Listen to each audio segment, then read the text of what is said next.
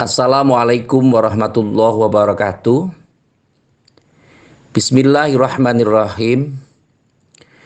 Realitas kita dalam kehidupan saat ini banyak sekali hal-hal yang harus dicermati di lingkungan sekitar kita.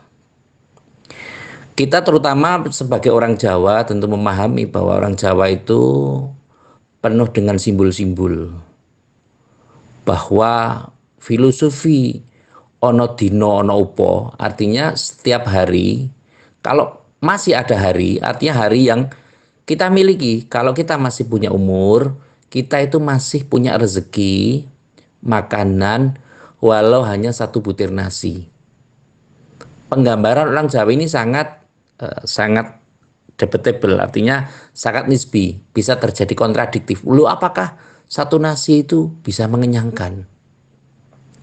Satu upo itu bisa mengenyangkan. Permasalahannya bukan pada satu atau dua atau berapa, tapi bagaimana orang Jawa itu punya keyakinan. Kita sebagai orang Islam juga punya keyakinan bahwa ketika masih diberikan umur, maka Allah Subhanahu wa taala akan memberikan rezeki kepada kita.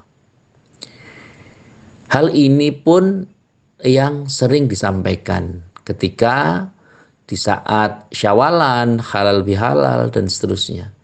Di saat kita berpuasa 1 bulan di bulan Ramadan kemarin dan memasuki bulan Syawal, tentu ada tradisi ketupat atau kupat atau lebaran ketupat yang tentu disadari atau tidak disadari, entah mereka itu tahu maksudnya apa tidak, mayoritas sebagian besar masyarakat akan membuat kupat.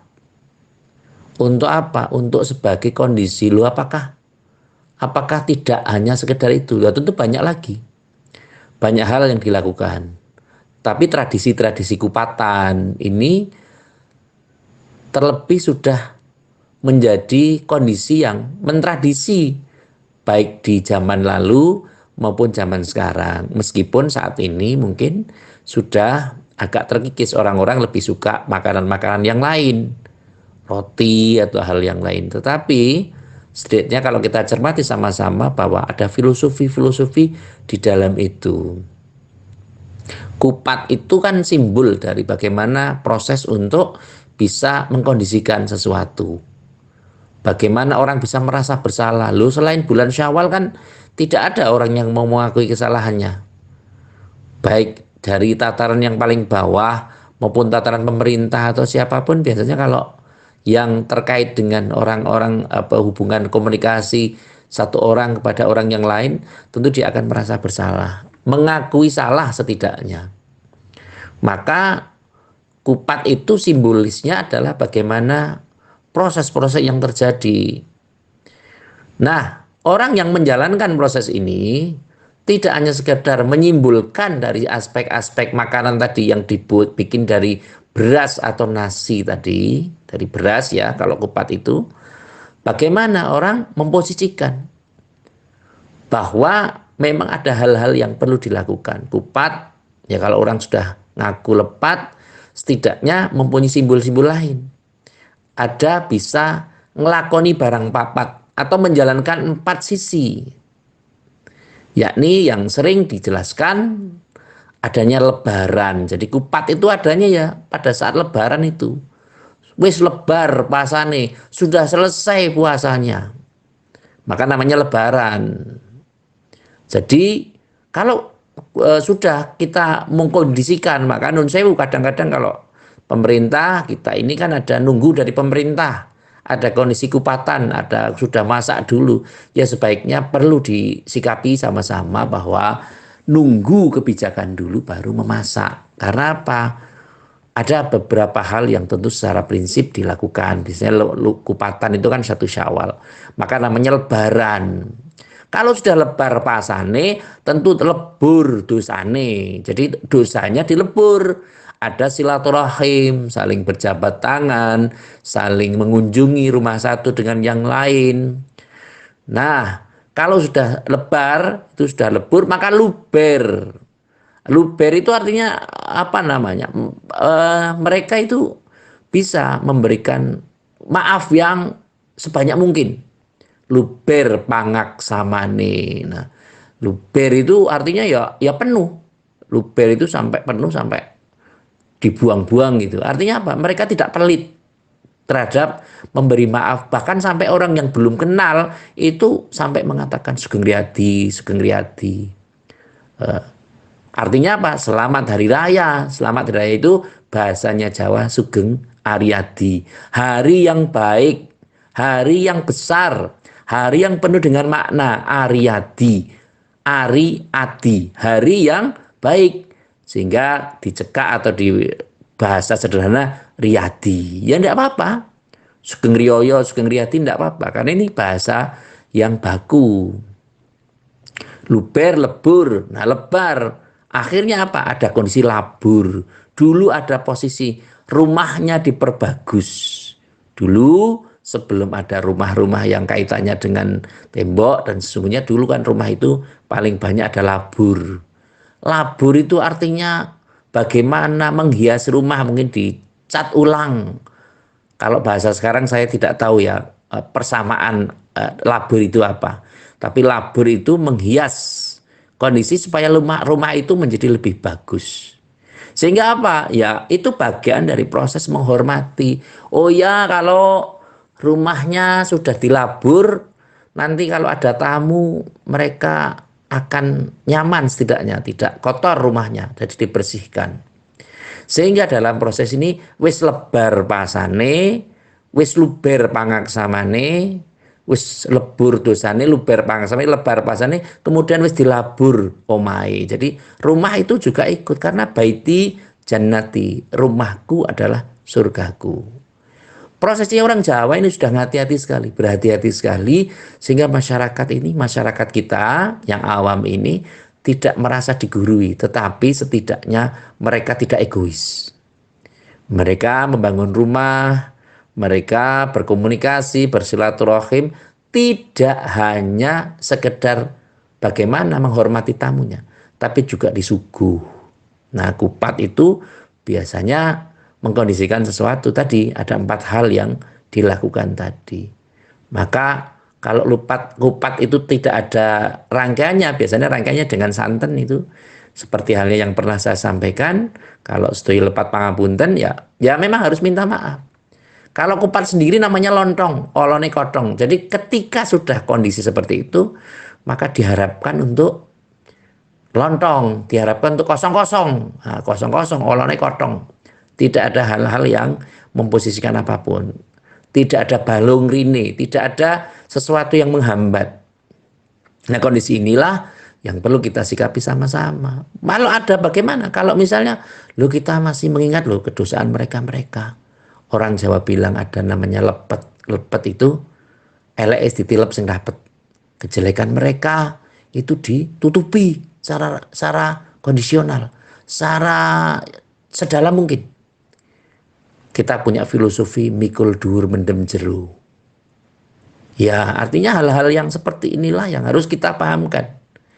Anak-anak kita yang mempunyai generasi-generasi Z ini, Gen Z, perlu kita pahamkan filosofi-filosofinya. Tidak hanya sekedar nun sewu bersalaman, ya wajar saja, orang kita punya kapasitas kita punya keilmuan, kita punya bahasa simbol. Artinya segala sesuatunya perlu kita sikapi sama-sama. Dan harus kita jadikan sebagai sarana supaya mereka tahu, kupat itu maknanya gini. Dan kupat itu rata-rata kan pakai janur.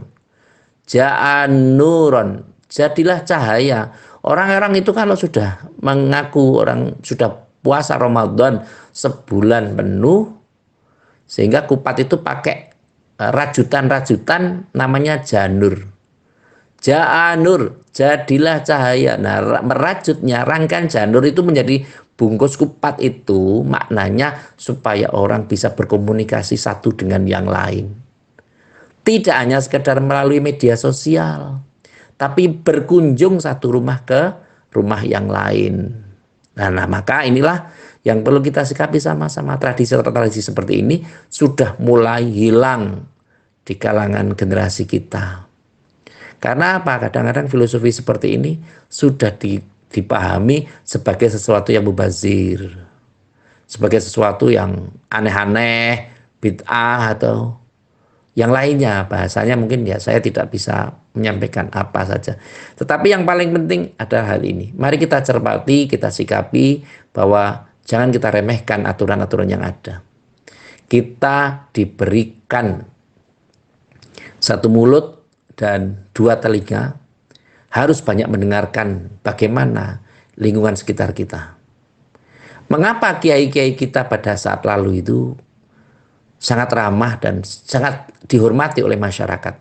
Karena mereka mengerti bagaimana kebutuhan masyarakatnya.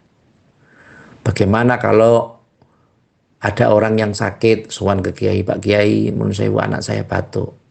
Oh ya sebentar, tunggu, pakai air putih ditiupkan, didoani tertentu. Tidak hanya sekedar itu, Pak Nun Sewu, sawah saya ada hama wereng. Kiainya, oh ya sebentar, mungkin dibacakan hizib bargi. Terus disampaikan, ini dibawa besok ditanam di sawahmu, di 4 penjuru ya, lor kidul atau utara, selatan, timur, barat, dan atau yang lainnya gitu. Dan dilalah atas izin Allah Subhanahu wa taala, karena kiainya juga ikhlas, mereka yang minta juga yakin, maka segala sesuatunya menjadi biasa, menjadi baik.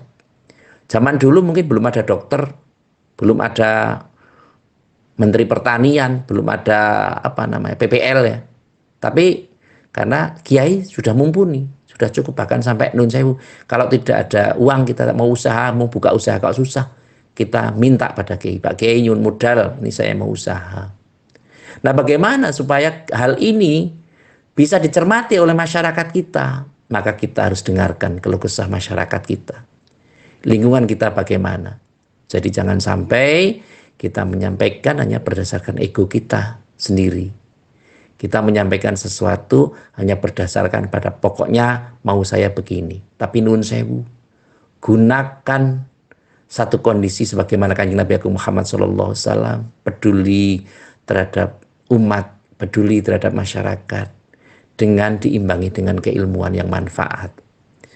Kalau kiainya ilmunya sudah manfaat, guru-guru kita sudah mengamalkan ilmu dengan baik, nah kita tinggal mencontoh saja.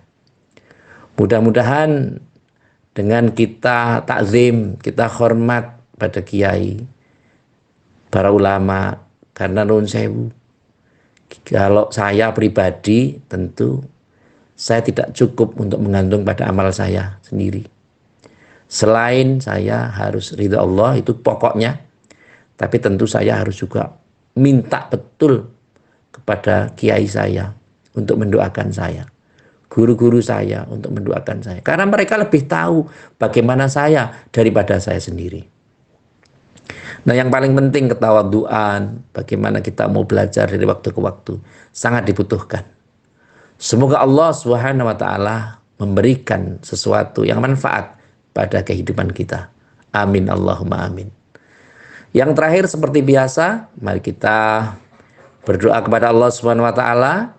Semoga apabila ada teman-teman kita yang mengalami kesulitan dalam kehidupan, semoga Allah memudahkannya, dan apabila ada sesuatu yang masalah yang belum selesai karena saking ruwetnya atau bagaimanapun, semoga Allah Subhanahu wa taala memberikan yang terbaik kepada kita semua. Amin Allahumma amin. Terima kasih kepada semua pihak yang telah membantu terselenggaranya acara ini. Semoga acara ini bisa bermanfaat. Sekali lagi terima kasih atas segala perhatian, dan mohon maaf atas segala kekurangan. Saya akhiri wallahul muwaffiq ila aqwamit thoriq. Wassalamualaikum warahmatullahi wabarakatuh.